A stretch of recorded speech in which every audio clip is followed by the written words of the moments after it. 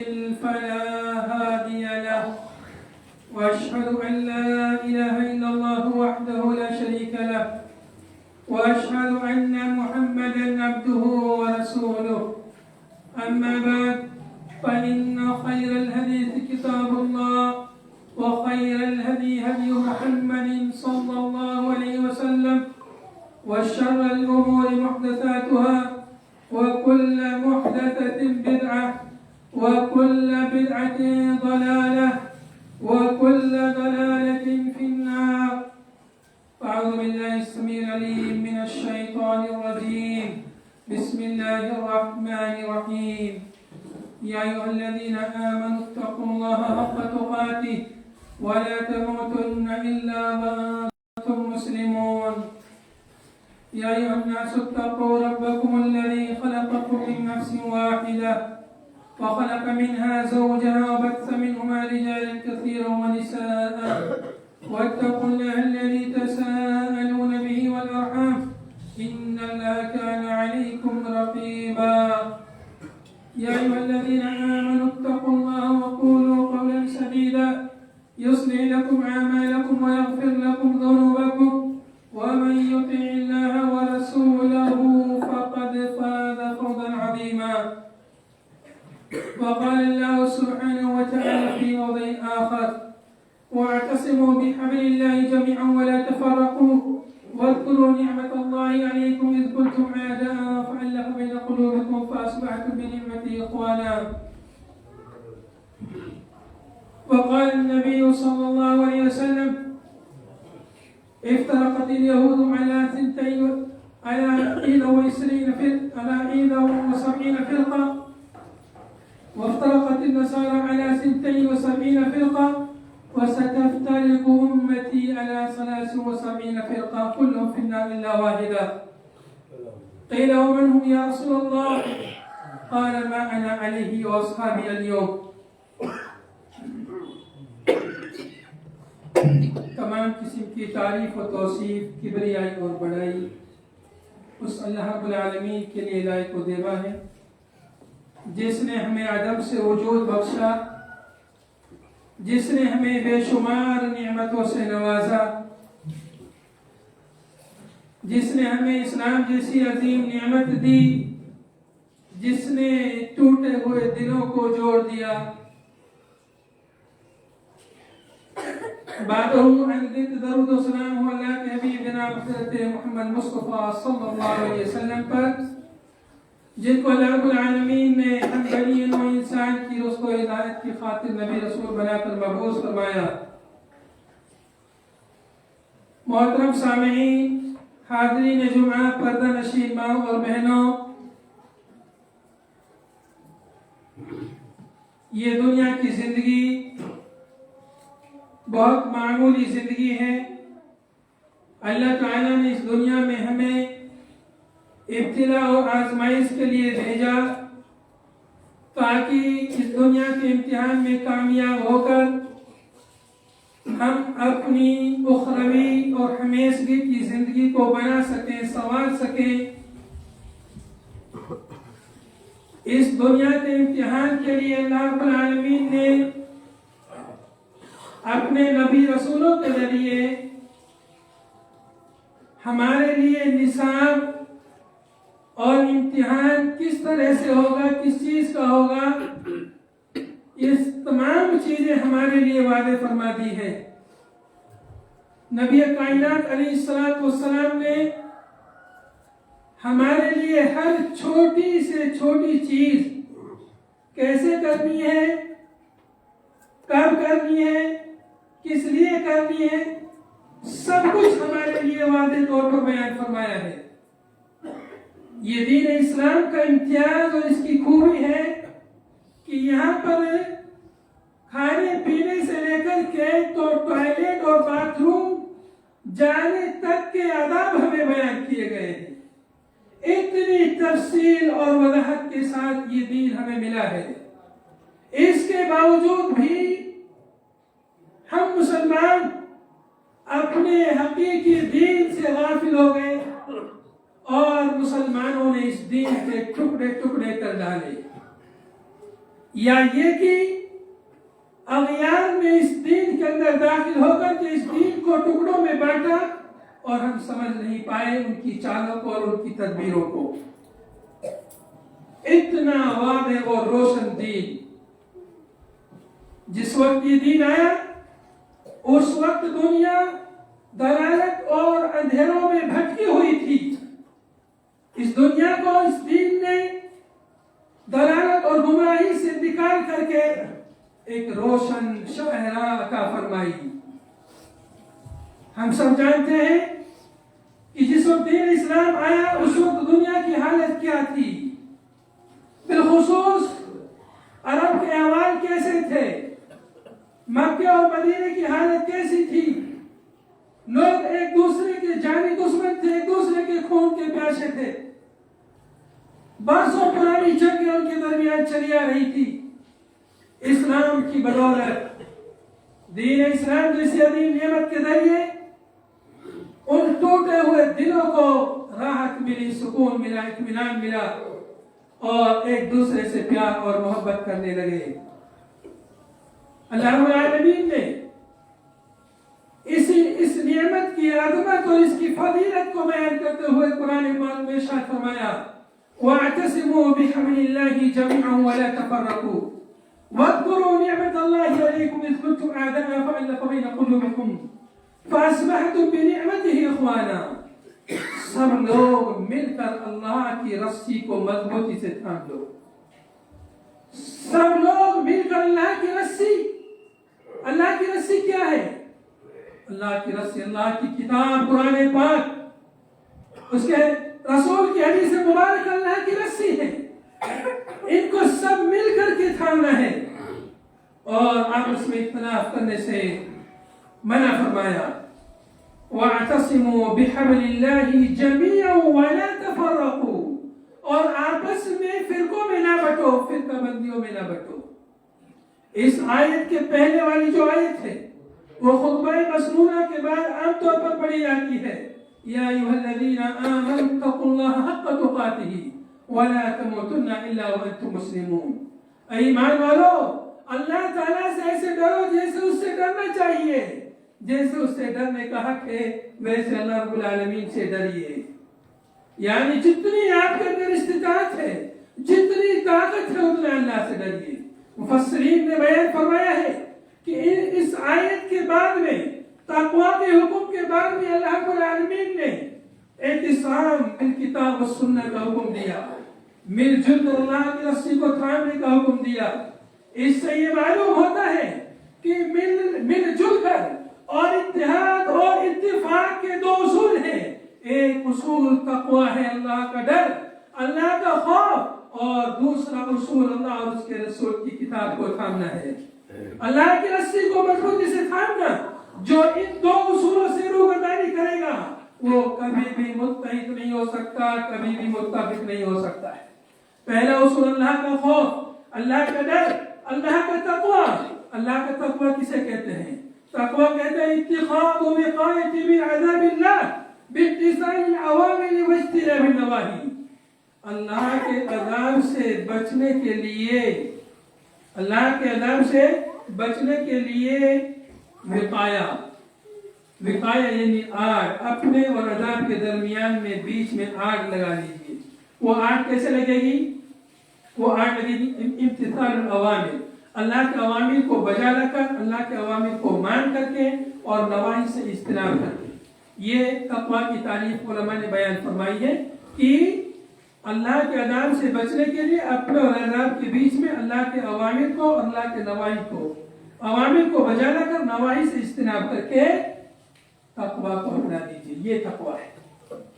پہلا حکم تقویٰ, اس کے بعد دوسرا حکم فوراً یہ ہوا وَاعْتَصِمُوا بِحَبْلِ اللَّهِ جَمِيعًا وَلَا تَفَرَّقُوا. سب لوگ مل کر اللہ کی رسی کو مضبوطی سے تھام لو. اللہ کی رسی کیا ہے؟ قرآن پاک. قرآن پاک میں کسی کو اختلاف نہیں, جتنے بھی مسلمان ہیں سارے لوگ جو ہے قرآن کو اللہ کی کتاب مانتے ہیں. سب لوگ قرآن کو مانتے ہیں کہ یہ اللہ کی جانب سے, اس میں کوئی اختلاف نہیں ہے. لہذا سب لوگوں کو چاہیے کہ قرآن پاک کو سمجھیں, قرآن پاک کو سمجھ کر اس پر عمل کرنے کی کوشش کریں. کم سے کم اتنا تو ہمیں قرآن پاک کو ٹائم دینا چاہیے، اتنا سمجھنے کی کوشش کرنی چاہیے کہ کون قرآن کی بات کر رہا ہے اور کون جو ہے غیر قرآن کی بات کر رہا ہے۔ آج ہر کوئی قرآن کا نام لینے لگا ہے، ہر کوئی اپنی بدعات اور خرافات کو بھی قرآن سے ثابت کرنے لگا ہے، لیکن جب آپ خود قرآن کو پڑھیں گے، خود قرآن کو سمجھنے کی کوشش کریں گے تو آپ کو یہ بات سمجھ میں آ جائے گی کہ کون حقیقی معنوں میں قرآن کی بات کرتا ہے اور کون صرف قرآن کا نام لیتا ہے اور بات صرف اپنے من کی کرتا ہے، بات صرف اپنے مسلک کی کرتا ہے، بات صرف اپنے امام کی کرتا ہے، بات صرف اپنے مولوی کی کرتا ہے، لیکن نام قرآن کا لیتا ہے۔ میرے بھائیوں میرے دوستوں، دنیا میں جب سے دنیا بنی ہے اس سے پہلے ہی سے جب آدم علیہ السلام جنت میں تھے، آدم علیہ السلام کو ابلیس نے، شیطان نے کیسے بہکایا تھا؟ کوئی بری چیز کے لیے بہکایا تھا کیا؟ اچھا اس کو جھانسا دیا اور کہا کہ یہ درخت کے اگر کھا لو گے تو ہمیشہ ہمیشہ جنت میں رہو گے۔ اس کے لیے ان کے لیے اچھا جھانسا دیا کہ تم یہ درخت سے کھاؤ گے ہمیشہ ہمیشہ جنت میں رہو گے، تمہارا مقام بڑھ جائے گا۔ اچھا جھانسا دے کر کے اس کو بہکایا۔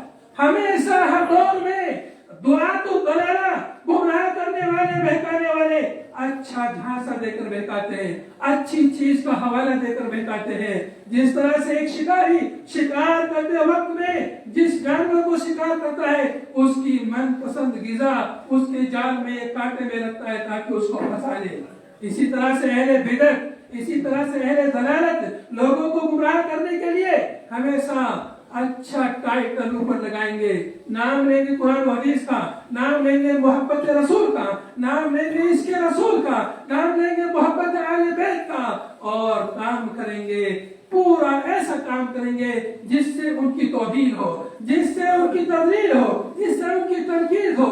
اس طرح کے تمام اعمال کریں گے، نام کچھ اور لیں گے اور کام کچھ اور کریں گے۔ میرے بھائی اور میرے دوستو، اتحاد اور اتفاق کی ایک ہی صورت ہے کہ ہم سب لوگ ان چیزوں کو اپنا لیں جو سب کے درمیان مشترک ہیں، جس کو سب لوگ مانتے ہیں۔ اللہ کے نبی صلی اللہ علیہ وسلم نے بھی اہل کتاب کو دعوت دی۔ قرآن پاک میں اللہ رب العالمین نے پورا واقعہ نقل فرمایا ہے، قل یا اہل الکتاب تعالوا الی کلمۃ سواء بیننا وبینکم لا نعبد الا اللہ ولا نشرک بہ شیئا۔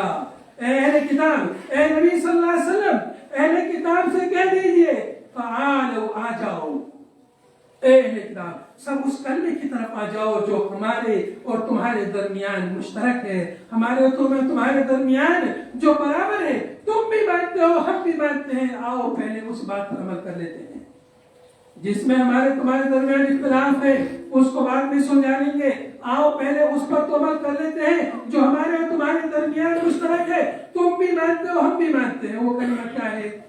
تعالوا الى کلمۃ سواء بیننا وبینکم۔ وہ کلمہ کیا ہے؟ لا الہ الا اللہ محمد رسول اللہ۔ تمہارے محمد، تم محمد صلی اللہ علیہ وسلم کو رسول نہیں مانتے، چلو اس پر بعد میں بات کرتے ہیں۔ پہلے جو کلمہ لا الہ الا اللہ مشترک ہے، تم بھی مانتے ہو اللہ کے سوا کوئی معبود نہیں، آؤ پہلے اس کو مان لیتے ہیں، اس کو سمجھ لیتے ہیں، اس پر عمل کر لیتے ہیں۔ نبی پاک صلی اللہ علیہ وسلم نے یا اللہ رب العالمین نے اپنے نبی کو حکم دیا کہ پہلے اس چیز پر عمل کر لیجیے جو سب کے درمیان مشترک ہے، کامن ہے، اس پر تو عمل کیجیے۔ جو کہ یہود و نصارہ نے اللہ کے سوا اور لوگوں کو، انبیاء کو، رسول کو، نیک لوگوں کو انہوں نے رب بنا لیا تھا۔ عیسائیوں نے، نصارہ نے حضرت عیسیٰ علیہ السلام کو اللہ کا بیٹا قرار دیا، ان کو انہوں نے رب بنا لیا۔ ایسے ہی یہودیوں نے عزیر علیہ السلام کو اللہ کا بیٹا قرار دیا، ان کو بھی انہوں نے رب بنا لیا۔ اس طرح سے اللہ رب العالمین نے کہا کہ آؤ پہلے اس چیز کی طرف آ جاؤ جو تمہارے اور ہمارے درمیان کامن ہے۔ کیا ہے کامن؟ اللہ نعبد الا اللہ، اللہ نعبد الا اللہ، کہ ہم اللہ کے سوا کسی کی عبادت نہ کریں۔ یہ چیز کامن ہے، تمام مسلمانوں کے درمیان بھی کامن ہے، مسلمانوں اور اہل کتاب کے درمیان بھی کامن ہے۔ اللہ نعبد الا اللہ، اللہ کے سوا ہم کسی کی عبادت نہ کریں، ولا نشرک بہ شیئا، اور اللہ کے ساتھ کسی کو شریک نہ ٹھہرائیں۔ یہ بات یہود اور نصارہ بھی کہتے ہیں، لیکن اللہ کے ساتھ غیر کو شریک ٹھہراتے ہیں۔ اور انہی کے نقش قدم پر بہت سارے مسلمان بھی چلتے ہیں، کہتے ہیں کہ اللہ کے سوا کسی کی عبادت نہ کرو، کہتے ہیں کہ صرف اللہ کی عبادت کرو، کہتے ہیں کہ اللہ کے سوا کسی کی عبادت نہ کرو، لیکن عبادت غیر کی بھی کرتے ہیں، عبادت غیر کی بھی کرتے ہیں، غیر اللہ سے فریاد کرتے ہیں، غیر اللہ سے دعائیں کرتے ہیں، غیر اللہ کے سامنے ہاتھ پھیلا کر کے روتے ہیں، گر گراتے ہیں۔ یہ شرک نہیں تو اور کیا ہے؟ اگر یہ شرک نہیں ہے تو پھر مجھے یہ بتائیے کہ کفار مکہ کا کیا جرم تھا؟ اگر غیر اللہ کے سامنے، اللہ کے سامنے اگر کوئی نبی کے سامنے ہاتھ پھیلائے، میرے بھائی اور میرے دوستو، صرف شیطان سے بڑھنا شرک نہیں ہے۔ اس طرح کے شرک تو بہت کو ملے گا آپ کو۔ زیادہ تر شرک جو دنیا میں ہے وہ کیا ہے؟ اللہ کے نیک لوگوں سے دعا کرنا، انبیاء سے دعا کرنا، بزرگوں سے دعا کرنا، فریاد کرنا، یہی شرک شروع سے آج تک چلا آ رہا ہے، اور وہی شرک لوگوں کو سمجھ میں نہیں آ رہا ہے۔ اور حضرت نوح علیہ السلام کی قوم میں جو شرک تھا وہ شرک کس قسم کا تھا؟ نیک لوگوں سے دعا کرنا، فریاد کرنا، ان کا واسطہ لگانا، ان کا وسیلہ لگانا، یہ تو شرک تھا لوگوں کو۔ اور سب سے پہلے شرک ایسے ہی آیا، نیک لوگوں کی شان میں غلو کر کے آیا، اور ویسا ہی شرک آج اس وقت کے لوگ بھی کر رہے ہیں۔ تو پہلی جو چیز ہے مشترک چیز، اللہ نعبد الا اللہ، عبادت کو سمجھے، عبادت کیا چیز ہے؟ دعا عبادت ہے، دعا عبادت کا مقصد ہے۔ بعض روایتوں میں آتا ہے، بعض روایتوں میں آتا ہے کہ دعا ہی عبادت ہے۔ جتنی بھی عبادت ہے آپ کو ہر عبادت میں دعا ملے گی، ہر عبادت میں آپ کو دعا کے ساتھ گہرا تعلق ملے گا۔ پوری نماز شروع سے آخر تک دعا ہی دعا ہے۔ اگر دعا عبادت نہیں تو پھر کیا ہے؟ دعا اللہ کو پکارنا، اللہ سے فریاد کرنا، اللہ سے مانگنا۔ اب کوئی اللہ کو چھوڑ کر غیر سے مانگے، غیر سے فریاد کرے، وہ چیز جو صرف اللہ دے سکتا ہے اس کو غیر اللہ سے مانگنا، یہ کیا ہے؟ یہ غیر اللہ سے دعا کرنا ہے، یہ غیر اللہ کی عبادت ہے۔ آپس میں انسان ایک دوسرے کی مدد کرتا ہے، ایک دوسرے سے مانگتا ہے، وہ چیز مانگتا ہے جو اس کی استطاعت میں، اس کی طاقت میں، اور ایسے ایک دوسرے کی مدد کرنا یہ اچھی بات ہے۔ تعاون علی البر والتقوی، یہ اچھی بات ہے، یہ دعا نہیں ہے، یہ شرک نہیں ہے۔ شرک کیا ہے کہ ہم کسی انسان سے، کسی ولی سے، کسی بزرگ سے، کسی نبی سے وہ چیز مانگے جو صرف رب دے سکتا ہے، اس کو غیر اللہ سے مانگے تو گویا کہ ہم اللہ کا حق دوسرے کے لیے دے رہے ہیں، تو یہ کیا ہو جاتا ہے؟ یہ شرک ہو جاتا ہے۔ اسی چیز کو سمجھنے کی ضرورت ہے، جس سے اکثر مسلمان غافل ہیں اور غفلت کی وجہ سے شرک کے مرتکب ہیں، اور اسی غفلت کی وجہ سے بہت سارے فرقوں میں بٹ گئے ہیں، جن کے بارے میں اللہ کے نبی صلی اللہ علیہ وسلم نے دو ٹوک الفاظ میں فرمایا، کلکم فی النار الا واحدہ، سب کے سب جہنم میں جائیں گے سوائے اجتماع، ایک جماعت کے سوائے ایک جماعت کے سب کے سب جہنم میں جائیں گے۔ غور کیجیے، تھوڑا سوچیے، سمجھیے کہ اگر ہم کلکم فی النار میں آ گئے تو ہمارا کیا حشر ہوگا؟ یعنی اکثر لوگ کہاں جا رہے ہیں اور کم لوگ، تھوڑے لوگ کہاں جا رہے ہیں؟ سوچیے، کیا ہم تھوڑے میں سے ایک ہم اکثر میں سے ہیں؟ یہ سوچنے کی بات ہے، سمجھنے کی بات ہے۔ ہم نے اس کے لیے کتنی کوشش کی، کتنی محنت کی، کتنی تغور کی ہے اس کے لیے کہ ہم لوگ تھوڑے میں سے ہو جائیں، ہم طائفہ منصورہ میں سے ہو جائیں، ہم اس جماعت میں سے ہو جائیں جس جماعت کو اللہ رب العالمین نے کہا ہے کہ یہ جو ہے حق والی جماعت ہے۔ اس کے لیے ہم نے کتنی کوشش کی۔ اللہ رب العالمین نے جو مختصر سی زندگی دی ہے، یہ عمر دی ہے، کیا صرف اس لیے دی کہ ہم صرف دنیا میں محنت کرتے رہے، دنیا کمانے کے لیے تغور کرتے رہے اور اپنی آخرت کو بھول جائیں؟ اپنی آخرت جو ہمیشہ کی زندگی ہے اس کے لیے ہم نے کتنی محنت کی ہے۔ جس کتاب کو اللہ رب العالمین نے ہماری ہدایت کے لیے بھیجا ہے، ہر کوئی اپنے آپ سے پوچھے اس کتاب کو ہم نے پوری زندگی میں کتنی بار پڑھا ہے؟ سمجھ کر کے ترجمے کے ساتھ اس کتاب کو اپنی عمر کو دیکھ کے کتنی ہوئی ہے؟ 20 سال، 30 سال، 40 سال، 50 سال، کتنی جس کو عمر ہوئی ہے۔ سوچئے کہ اتنی عمر میں ہم نے قرآن کو کتنی دفعہ سمجھ کر پڑھا ہے؟ کیا ایک دفعہ بھی پڑھا ہے؟ 2-4 دفعہ نہیں، کیا پوری زندگی میں ایک دفعہ ہم نے قرآن کو سمجھ کر پڑھا ہے؟ دنیا کی ناولیں، دنیا کے قصے کہانی، بزرگوں کے واقعات تو پڑھے ہوں گے۔ میں یہ پوچھ رہا ہوں آپ لوگوں سے کہ اپنے آپ سے پوچھئے، رب کا فرمان، رب کی کتاب جو ہدایت کی کتاب ہے، اس کتاب کو ہم نے کتنا پڑھا ہے، یا ہم نے کتنی بار پڑھا ہے؟ ہم نے اس کو سمجھنے کی کوشش کی ہے کہ نہیں کی ہے؟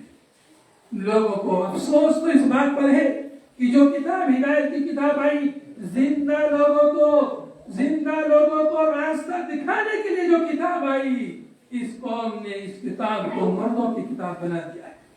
جب کوئی مرنے لگتا ہے، کسی کی وفات ہوتی ہے، تب قرآن کو لے کر بیٹھتے ہیں، تب آیت الکرسی پڑھتے ہیں، تب سورہ یاسین پڑھتے ہیں، یا جب وفات پا جاتا ہے پھر اس پر درود پڑھتے ہیں، اس پر کل خوانی کرتے ہیں، اس پر نہ جانے کیا کیا کرتے ہیں۔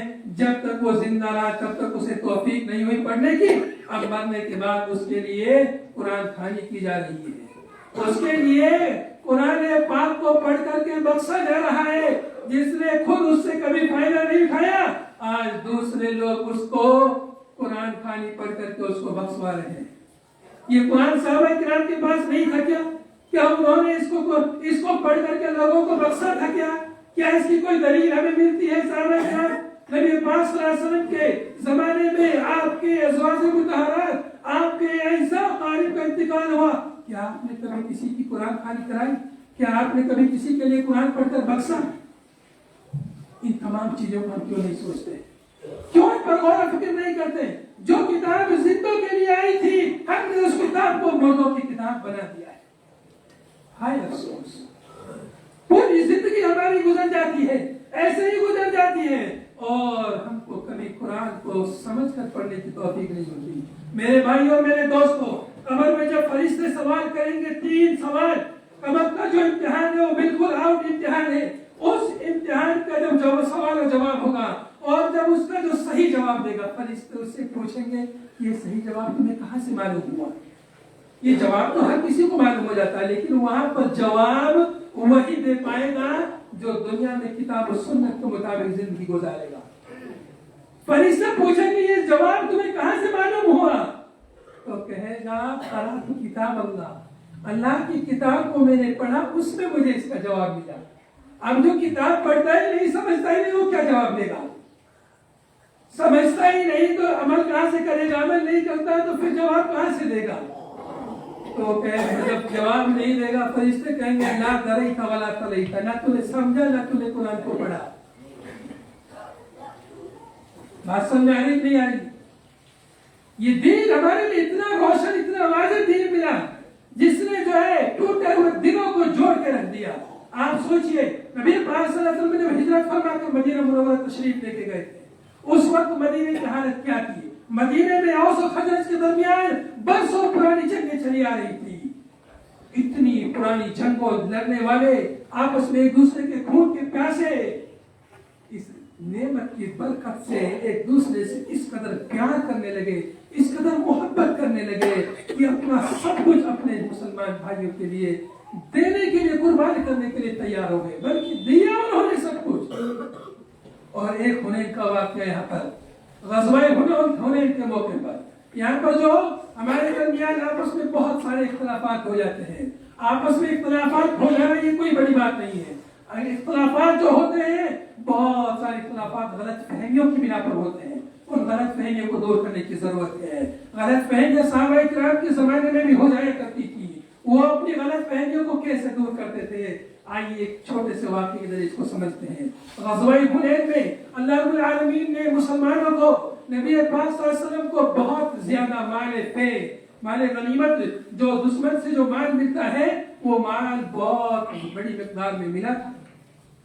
آپ صلی اللہ علیہ وسلم نے مال جو ملا تھا اس کو ان لوگوں میں تقسیم کر دیا جو نئے مسلمان ہوئے یا جو اسلام کے قریب لوگ تھے، ان کے درمیان تقسیم کر دیا، ان کی دلجوئی کے لیے، اور تاکہ ان کا ایمان مزید مضبوط ہو جائے۔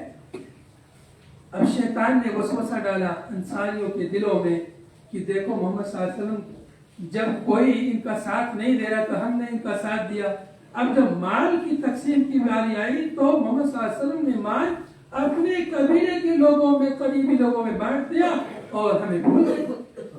یہ بات انصاری صحابہ اکرام کے ذہن و دماغ میں گھومنے لگی، آپس میں چینو گئی ہونے لگی۔ حضرت سعد بن عبادہ رضی اللہ عنہ بہت معزز ترین صحابی تھے، ان تک یہ بات پہنچی تو انہوں نے نبی صلی اللہ علیہ وسلم سے جا کے بات بتلائی کہ ایسی ایسی باتیں چل رہی ہیں۔ آپ صلی اللہ علیہ وسلم نے حضرت سعد بن عبادہ رضی اللہ عنہ سے کہا کہ سارے انصاریوں کو ایک جگہ جمع کیجئے۔ آپ صلی اللہ علیہ وسلم نے ان سے جب وہ جمع ہو گئے ایک جگہ پر، آپ صلی اللہ علیہ وسلم نے انہیں خطبہ دیا، اللہ کی حمد و ثنا بیان فرمائی اور انصاریوں سے پوچھا، اے انصاریوں، میں تمہارے بارے میں ایسی بات سن رہا ہوں، تمہارے بیچ میں ایسی بات چل رہی ہے، کیا یہ بات صحیح ہے؟ اے انسانیوں کیا ایسا نہیں ہے کہ جب میں تمہارے پاس آیا تھا تو تم ضلالت اور گمراہی کے دلدل میں پھنسے ہوئے تھے؟ اللہ رب العالمین نے تم کو میرے ذریعے سے ہدایت دی، اور کیا ایسا نہیں ہے کہ تم لوگ غریب تھے، اللہ رب العالمین نے تم کو میرے ذریعے سے مالدار فرمایا؟ انصاریوں کو اپنی بات پر افسوس ہوا، کہنے لگے کہ تمام فضل اور احسان اللہ اس کے رسول کا ہے۔ اس کے بعد آپ صلی اللہ علیہ وسلم نے انصاریوں سے کہا، اے انصاریوں، تمہاری یہ بات بالکل صحیح ہے، اگر تم یہ بات کہو تو تمہاری بات درست ہے، میں بھی تمہاری بات کی تصدیق کروں گا کہ جب تم یہ کہہ سکتے ہو کہ نبی صلی اللہ علیہ وسلم جب ساری دنیا آپ کو جھٹلا رہی تھی، جب سب نے آپ کو جھٹلا دیا، ہم نے آپ کی تصدیق کی، جب کوئی آپ کا ساتھ نہیں دے رہا تھا تو ہم نے آپ کا ساتھ دیا، یہ بات تمہاری بالکل صحیح ہے، اس میں کوئی شک و شبہ نہیں ہے۔ لیکن انصاریوں یہ بات یاد رکھو کہ میں انصاریوں میں سے ہوں، اگر سارے لوگ ایک وادی میں چلے اور انصار ایک وادی میں چلے تو میں انصاریوں کے ساتھ چلوں گا، اگر ہجرت نہ ہوتی تو میں انصاریوں میں سے ہوتا۔ اس کے بعد آپ صلی اللہ علیہ وسلم نے انصاریوں سے کہا، اے انصاریوں، کیا تم اس بات پر خوش نہیں ہو کہ باقی لوگ تو دنیا کا مال و متاع لے کے جائیں، جانور لے کے جائیں، اونٹ اور بکریاں لے کر جائیں، اور انصاریوں تم اپنے ساتھ اللہ کے رسول کو لے کے جاؤ، کیا تم اس سے خوش نہیں؟ انصاریوں کو اپنی بات پر بہت افسوس ہوا، اتنا افسوس ہوا کہ آپ صلی اللہ علیہ وسلم کی بات اور آپ کا خطبہ سن کر کے انصاری رونے لگے، ان کی داڑھی آنسوؤں سے تر ہو گئی اور انہیں بہت افسوس ہوا اپنی اس بات پر۔ آپ صلی اللہ علیہ وسلم نے انصاریوں کے لیے دعا فرمائی، اللہم اغفر انصار، اللہم انصار اولادہم، اللہ انصاریوں کی مغفرت کر، اللہ انصاریوں پر رحم کر دے، ان کی اولاد پر بھی رحم کر دے۔ میرے بھائی اور میرے دوستوں، آپس میں اختلاف ہوا، آپس میں چیزیں گوئیاں ہوئی، غلط فہمی پیدا ہوئی، لیکن نبی پاک صلی اللہ علیہ وسلم کی بات سن کر کے، آپ صلی اللہ علیہ وسلم کی حدیث مبارکہ سن کر کے سارے اختلافات دور ہو گئے، ساری غلط فہمیاں دور ہو گئی۔ میرے بھائی اور میرے دوستوں، ہمارے اختلافات کا حل بھی اسی میں ہے کہ ہم اپنے اختلافات کا حل اللہ اور اس کے رسول کے فرامین میں ڈھونڈیں۔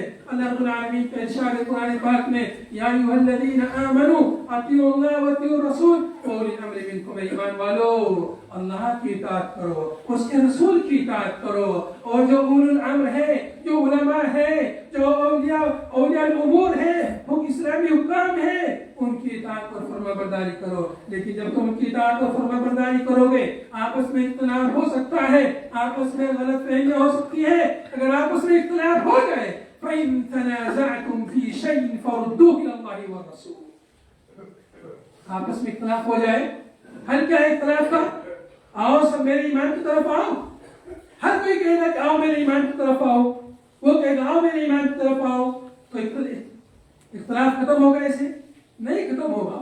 آپ نے فرمایا اللہ نے فرمایا فَإِن تَنَازَعْتُمْ فِي شَيْءٍ فَرُدُّوهُ إِلَى اللَّهِ وَالرَّسُولِ، اگر کسی مسئلے میں اختلاف ہو جائے اس کو اللہ اور اس کے رسول کی طرف، یعنی قرآن اور حدیث کی طرف لوٹاؤ، قرآن اور حدیث میں جو تمہارے لیے رہنمائی ملے اس رہنمائی کے مطابق عمل کرو، سارے اختلافات ختم ہو جائیں گے۔ میرے بھائی اور میرے دوستوں، نبی کائنات علیہ السلام کی جب وفات ہوئی، آپ صلی اللہ علیہ وسلم کی وفات کے فوراً بعد اسی وقت مسلمانوں میں بہت سارے اختلافات پیدا ہو گئے۔ آپ کی وفات کے بارے میں اختلاف ہو گیا ہے، تمہارے دنوں کا ہے جس نے کہا کہ نبی صلی اللہ علیہ وسلم وفات ہوئی، اس کی گردن اڑا دے گا، اس قدر شدید اختلاف ہے۔ لیکن حضرت عمر رضی اللہ عنہ نے جب دلیل سنی، انک میت وانہم میتون، حضرت ابوبکر صدیق رضی اللہ عنہ نے مسئلے کی نزاکت کو سمجھا، قرآن پاک کے اور احادیث مبارکہ کی روشنی میں اختلافات کا خاتمہ کیا اور دلیل سامنے پیش کی۔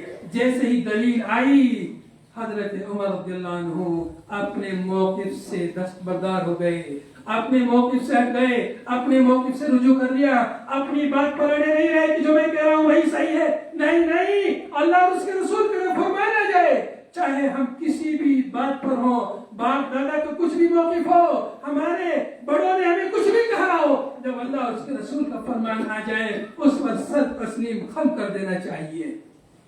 اس کے علاوہ اور بہت سارے اختلافات جن کو ذکر کرنے کی ضرورت نہیں ہے، جتنے بھی اختلاف ہوئے فوراً اختلاف اہل دلیل سے فوراً ختم ہوا.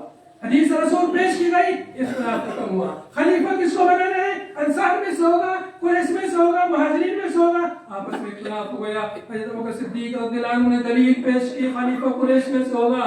انصاریوں نے فوراً سر تسلیم خم کر لیا.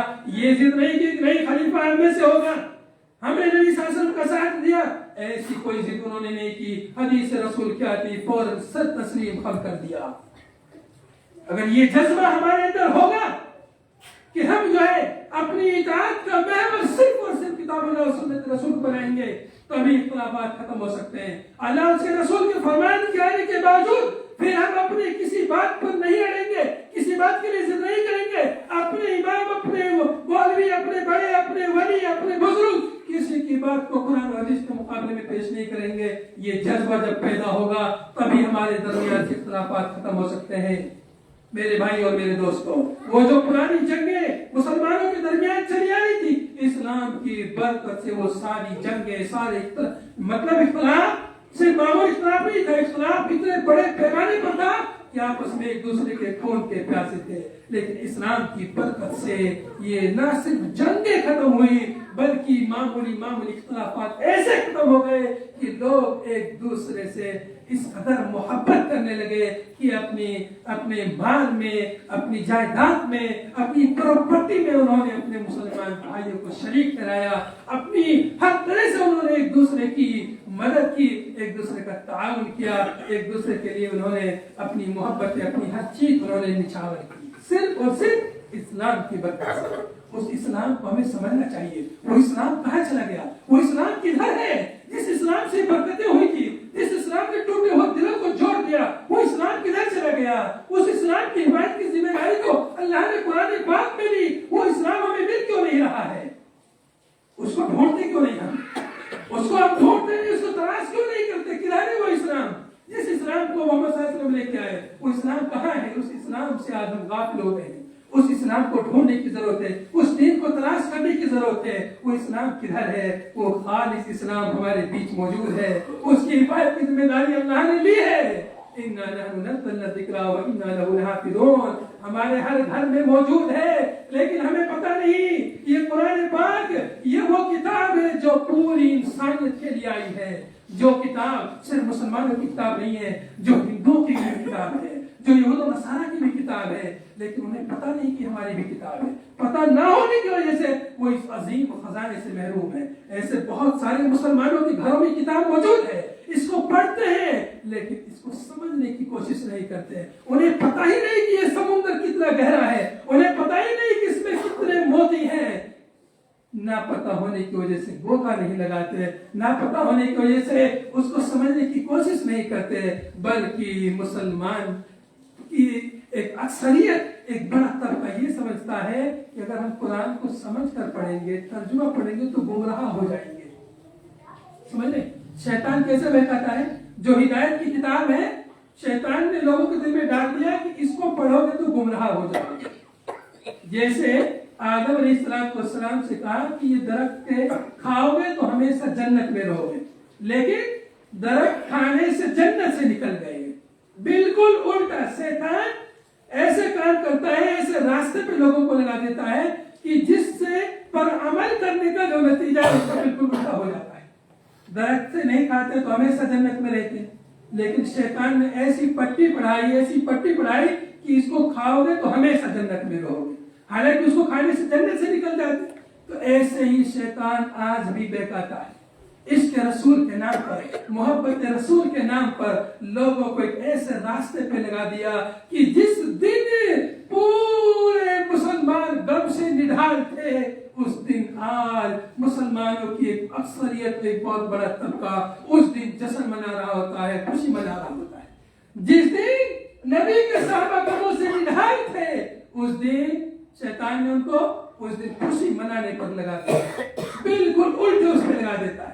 ایسے قرآن جو ہدایت کی کتاب ہے, مسلمانوں کے دماغ میں یہ ڈال دیا کہ پڑھو گے سمجھو گے تو گمراہ ہو جاؤ گے. یہ پڑھنا تو بڑے لوگوں کا کام ہے, اس کو سمجھنا, اس کے سمجھنے کے لیے اتنے علوم کی ضرورت ہے.